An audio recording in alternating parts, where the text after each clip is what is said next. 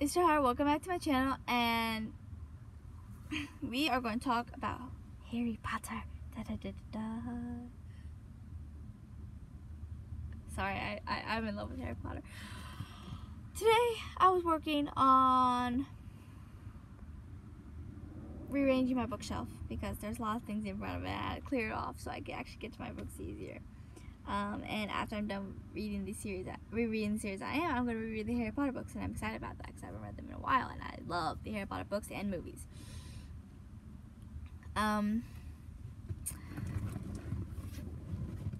Oh, and I also want to mention that I ended up getting 2 new shirts. One says "It's a good day to read," and the other one says "Bookmarks are for quitters." One of these days I'm gonna wear them for one of my videos so you can see them. And I also just the other day got a new cup that has Uncle Iroh from Avatar: The Last Airbender with a flower in front of it. And if you remember that's from like season 2, I think. Yeah, season 2, because that's when Sugoi cut his hair. And because it was when he was like, this flower makes incredible tea, or is it deadly poison? And then he was like, delectable tea or deadly poison? He ended up making tea with it, and it turned out to be poison. But I ended up having that cup. It shows Uncle Iroh with the flower, and it says delectable tea or deadly poison. And yeah, I'm so happy I got it because, you know, Iroh is the best. Anyways, so this video is going to be about one of my theories, but it's a Harry Potter theory. When did Harry realize he liked Ginny?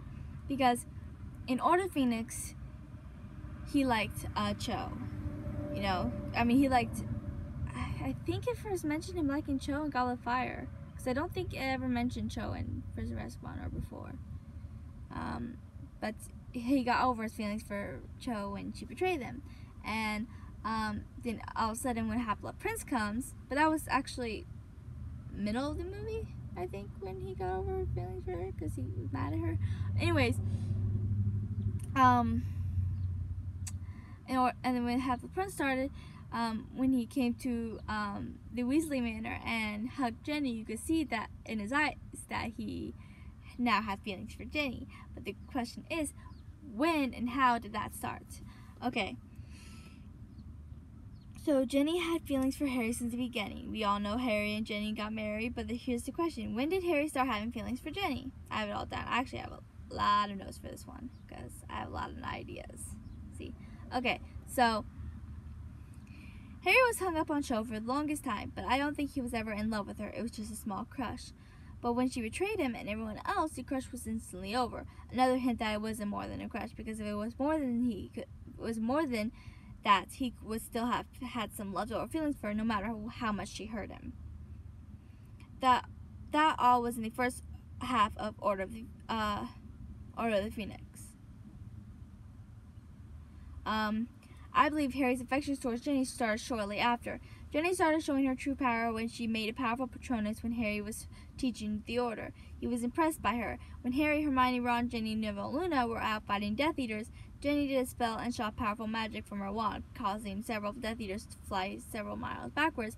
Harry looked really impressed and surprised by that. Everyone did. I think that was the first movie that it really showed how much power she truly possessed. She was definitely the most powerful Weasley, and even though Hermione's completely smart, I think, and knows every spell, Ginny's power is just so much bigger. As much as I love Hermione, it's true. You know, and I think, and everyone was surprised by that when they saw that in the Order and when they were fighting the Death Eaters, and they just saw how powerful Ginny truly is in that movie, and everyone was surprised, and so was Harry. He had no idea she was, you know, I don't think anyone really knew how much power she had. You know, at the beginning, she's just this shy little girl, you know, but she grew up to be this confident young woman. But by the next movie, Half-Blood Prince, he had feelings for her and was jealous when she was dating Dean Thomas. I believe when he saw her true power and her determination, he started liking her. But it was more than just the fact that she was powerful and determined, you know, because I think because with spending all this time with her, he saw how compassionate and loyal and honest and trustworthy she is. And I think all of those just got him to realize how amazing Jenny truly is as a person, you know? But he was always afraid to make a move because, well, once she started dating Thomas, because she gave up on thinking that Harry would ever like her. And he also, you know, didn't want to know how Ron would feel about him dating his best friend's little sister, you know.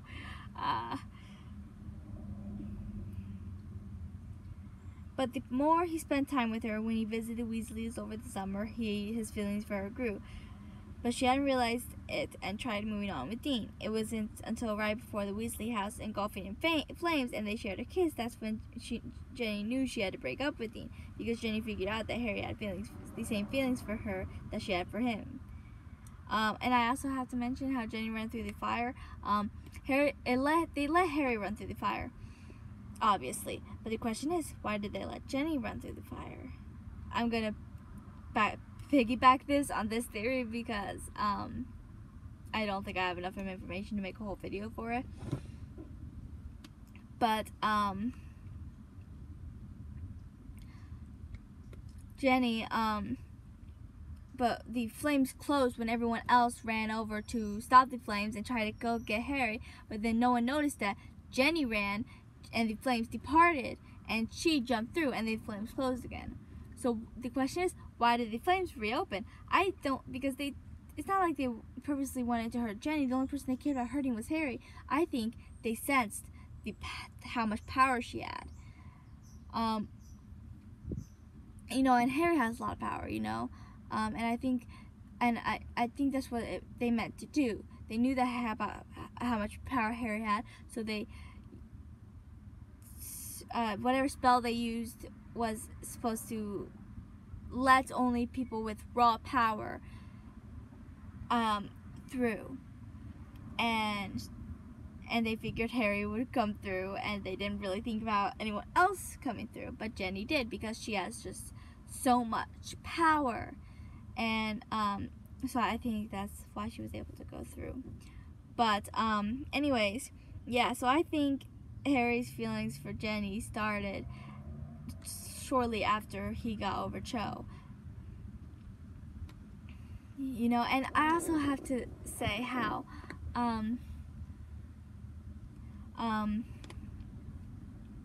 Jenny's the only one that fully understands him.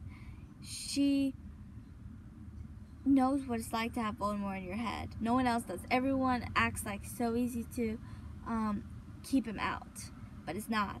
And Harry has to deal with Voldemort in his head a lot, and Jenny had him in her head, in Chamber of Secrets. And I think, and a lot of people forget that, which I think they should have mentioned this in the book, in the movie, but in the book they even brought that up. I don't remember which book. I think it was after Harry's feelings for Jenny started, when they talked more. So one later books. I haven't read the books in a while, but I'm pretty sure at one point Harry, they mentioned how Jenny had it in her head, and Harry was like, "Oh, I forgot." And like Jenny was like, "Lucky that you can," like saying that it's still bother, like it's still a problem. And I think they should have went into that more about how Jenny felt having Voldemort in her head and everything that she went through in her first year of Hogwarts and Chamber of Secrets.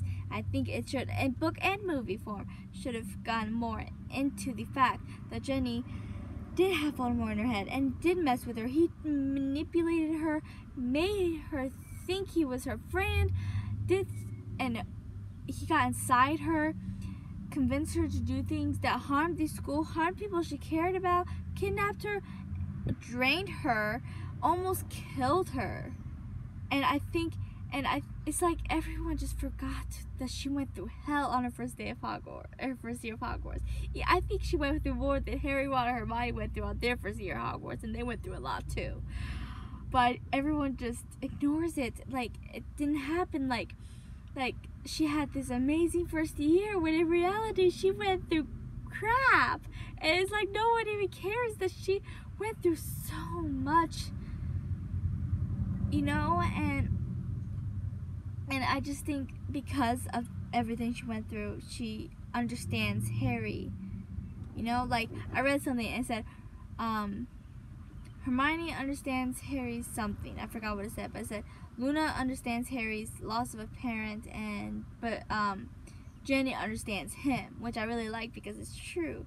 She understands him, and I think she can really help him get through it. Like could help her get through it, and you know, I ship it so much, I do, but it annoys me that it's like people constantly forget how much Ginny went through and what Voldemort did to her. It's like everyone always talks about what Voldemort did to Harry, you know, and yeah, what he did to Harry was bad, like really, really, really bad, but what he did to Ginny was just as bad, if not more, because he didn't manipulate her and befriend her and broke her trust and hurt her, I think, in more ways than he hurt Harry, honestly. I mean, that's just my opinion, but I think it should be talked about more, and I think people should stop just easing by Ginny like she didn't go through something completely traumatic at age 11, because she did, and I guess that just really annoys me.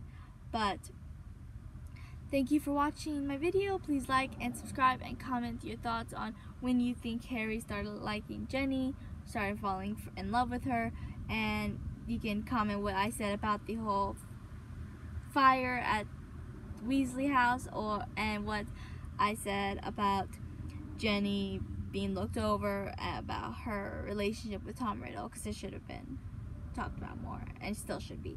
So that's all. I will see you next time.